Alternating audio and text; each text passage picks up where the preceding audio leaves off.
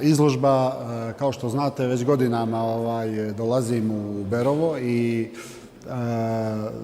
sticajem okolnosti upoznao sam ljude iz Rateva koji organizuju karneval i tako sam došao u kontakt sa ratevskim bamburcima sa kojima sam tokom godina postao veliki prijatelj i drugar i sa njima svake godine radim fotosesije koje su danas u obliku izložbe ovdje izložene.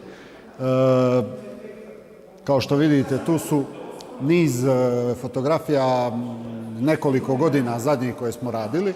Ovo je rađeno na Forexu u formatu 50x70, veći format.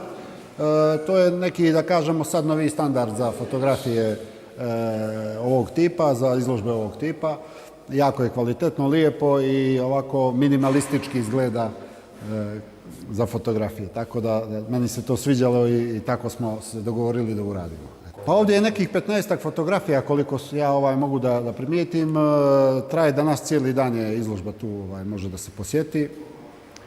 I šta bih rekao još, ratevski bamburci zaslužuju mnogo više od ovoga, ali počeli smo i evo radimo i radit ćemo i dalje i bit ćemo tu uvijek na usluzi za njih.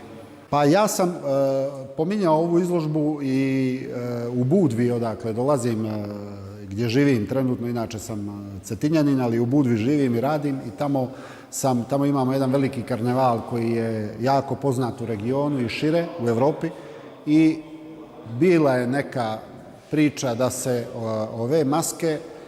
ove maske tamo pojave i da se zajedno sa ovom izložbom tamo prezentiraju ratevski bamburci jer su stvarno unikatni. U svijetu ovako nešto ne možete da vidite na svakom koraku. To je unikat.